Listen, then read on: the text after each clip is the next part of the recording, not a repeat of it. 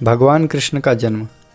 भगवद गीता में भगवान कहते हैं कि उनका प्राकट्य, जन्म तथा कार्यकलाप सभी दिव्य हैं और जो उन्हें ठीक से समझ लेता है वह तुरंत ही वैकुंठ जाने का भागी बन जाता है। भगवान का प्राकट्य या जन्म किसी सामान्य पुरुष जैसा नहीं होता जिसे विगत कर्मों का आधार पर भौतिक शरीर धारण करने के लिए बाध्य होना पड़ता है। भगवान के प्राकट्य की व्याख्या द्वितीय अध्याय में की गई है कि वे स्वेच्छा से प्रकट होते हैं। जब भगवान के अवतार लेने का समय निकट आ गया तो नक्षत्रगण अत्यंत शुभ हो गए। कृष्ण के जन्म के समय सारे ग्रह स्वयं ही इस तरह स्थित हो गए हैं कि सब कुछ शुभ सा बन गया। खमानिक्य नामक ज्योतिष ग्रंथ में भगवान कृष्ण के जन्म के समय नक्षत्रों का अत्यंत सुंदर वर्णन मिलता है। उससे पुष्टि होती है कि उस शुभ क्षण में उत्पन्न यह शिशु परब्रह्म या परम सत्य था। वसुदेव ने उस आश्चर्यजनक बालक को देखा जिसके 4 हाथ थे, जिनमें वह शंख, चक्र, गदा तथा कमल पुष्प धारण किए था, जो श्री वत्स चिन्ह से सुशोभित था, जो कौस्तुभ मणि की माला पहने हुए था, पीताम्बर धारण किए चमकीले श्याम बादल की तरह लग रहा था, जिसका मुकुट वैदुर्य मणि से अलंकृत था, जो पूरे शरीर में अमूल्य बिजावट, कुंडल तथा अन्य आभूषण धारण किए था और जिसका सिर केश राशि से अलंकृत था। बालक के अद्वितीय रूप के कारण वसुदेव आश्चर्यचकित हो गए। नवजात शिशु इस तरह कैसे आभूषित हो सकता है? अतः वे समझ गए कि अब भगवान कृष्ण प्रकट हो गए हैं और इस अवसर पर वे अभिभूत हो गए। वसुदेव ने विनीत भाव से आश्चर्य प्रकट किया कि यद्यपि वे भौतिक प्रकृति द्वारा बद्ध सामान्य जीव हैं और ऊपर से कंस द्वारा बंदी हैं, तो भी सर्वव्यापी भगवान विष्णु या कृष्ण अपने मूल रूप में उनके घर शिशु रूप में प्रकट हुए हैं। कोई भी संसारी बालक आभूषणों एवं सुंदर वस्त्रों से सजकर 4 भुजाओं सहित और भगवान के समस्त चिन्हों से युक्त उत्पन्न नहीं होता। वसुदेव बारंबार उस बालक को निहार रहे थे और विचार कर रहे थे कि इस शुभ वेला को किस तरह मनाएं। वे सोचने लगे, सामान्यतया जब पुत्र उत्पन्न होता है तो लोग उस अवसर पर खुशियां मनाते हैं और एक मैं हूं कि मेरे बंदी होते हुए भगवान ने मेरे घर जन्म लिया है। मुझे तो इस शुभ उत्सव को बारंबार मनाने के लिए तैयार रहना चाहिए। जब वसुदेव ने अपने नवजात शिशु को देखा तो वे इतने प्रसन्न हुए कि उनमें ब्राह्मणों को कई हजार गौएं दान की देने की इच्छा प्रकट हुई। वसुदेव कृष्ण का आविर्भाव के उपलक्ष्य में एक दानोत्सव मनाना चाह रहे थे, किंतु कंस के बंदी गृह में बंद होने के कारण ऐसा करना दुष्कर था। अतः उन्होंने मन ही मन ब्राह्मणों को हजारों गौएं दान की। जब वसुदेव को विश्वास हो गया कि नवजात शिशु साक्षात श्री भगवान हैं, तो वे दोनों हाथ जोड़कर उसकी स्तुति करने लगे। उस समय वसुदेव दिव्य स्थिति में थे, जिससे कंस से उत्पन्न उनका सारा भय जा रहा था। जिस कमरे में नवजात शिशु उत्पन्न हुआ था वह उसके तेज से दैदीप्यमान था। तब वसुदेव ने प्रार्थना करनी प्रारंभ की। हे भगवान, मैं जानता हूँ कि आप कौन हैं। आप समस्त जीवों के परमात्मा तथा परम सत्य श्री भगवान हैं। आप अपने ही शाश्वत रूप में प्रकट हुए हैं, जिसका हम प्रत्यक्ष अवलोकन कर रहे हैं।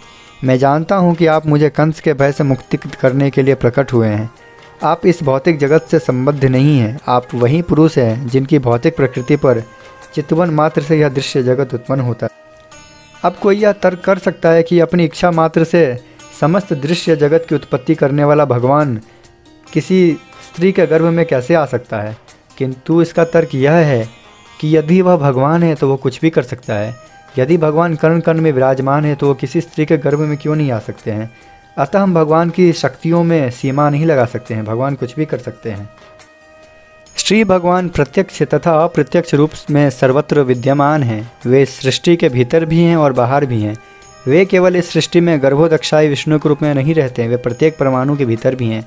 परमाणु का अस्तित्व उनकी उपस्थिति के कारण ही है। उनसे कुछ भी अलग नहीं किया जा सकता। वैदिक सिद्धांत के अनुसार हमें परमात्मा अर्थात प्रत्येक वस्तु के मूल कारण की खोज करनी चाहिए, क्योंकि परमात्मा से पृथक कुछ भी नहीं है।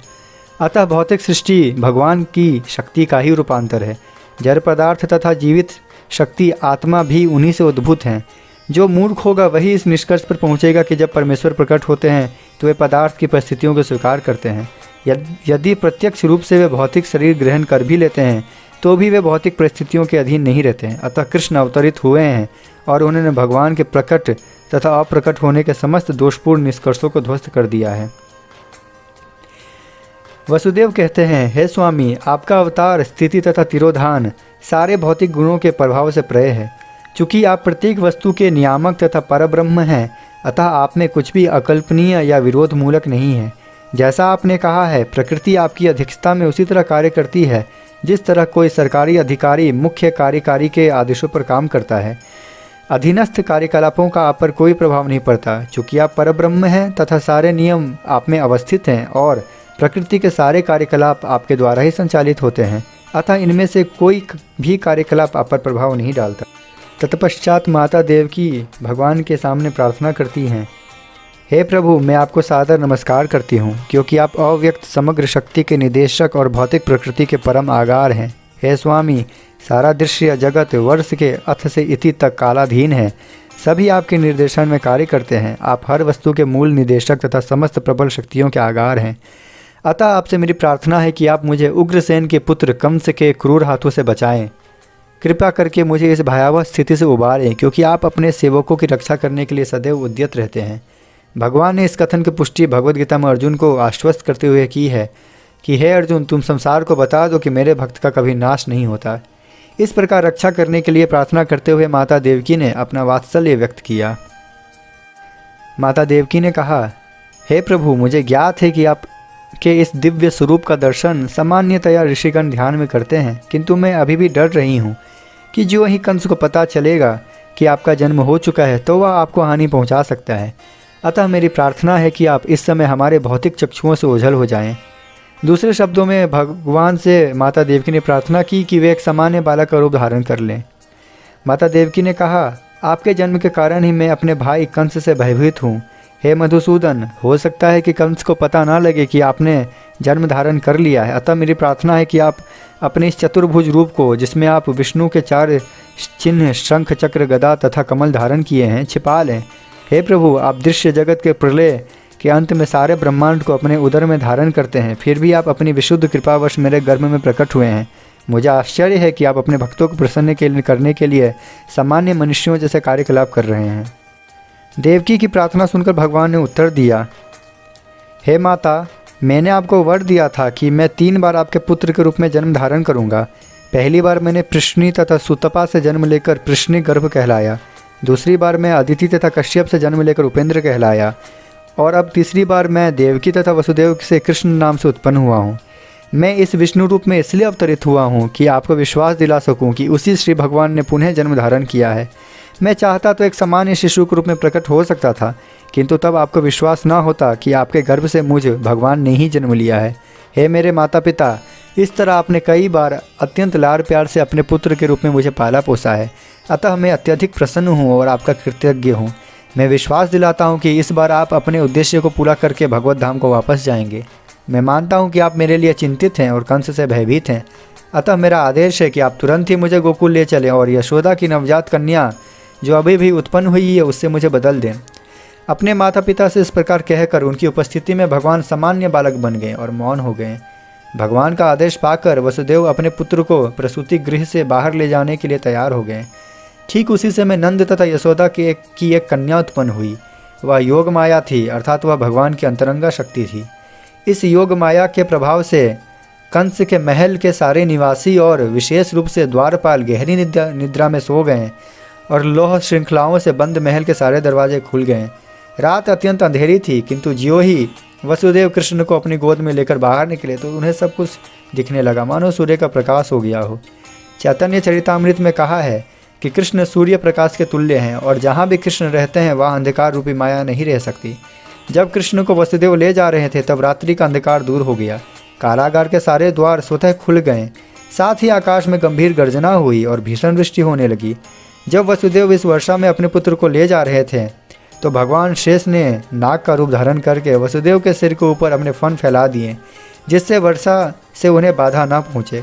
वसुदेव यमुना के तट पर आए तो देखा कि यमुना के जल में गरजती लहरें उठ रही हैं और सारा पाट फेनिल हो रहा है। इतने पर भी यमुना ने वसुदेव को नदी पार करने के लिए मार्ग दे दिया। ठीक उसी प्रकार जिस प्रकार सेतु बंध के समय हिंद महासागर ने भगवान रामचंद्र को रास्ता दे दिया था, इस प्रकार वसुदेव ने यमुना पार की।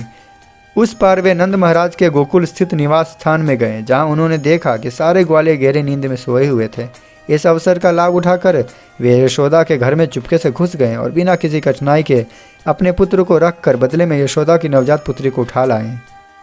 इस प्रकार चुपके से घर में घुसकर लड़के को लड़की से बदल लेने के बाद वे पुनः कंस के कारागार में लौट आए तथा पुत्री को देवकी को गोद में रख दिया। उन्होंने पुनः हथकड़ी बेड़ियां पहन ली, जिससे कंस को यह पता ना चल पाए कि इतनी सारी घटनाएं घट चुकी हैं। माता यशोदा समझती थीं कि उनको एक शिशु उत्पन्न हुआ है, किंतु प्रसव पीड़ा से थक जाने के कारण वे प्रगाढ़ निद्रा में थीं।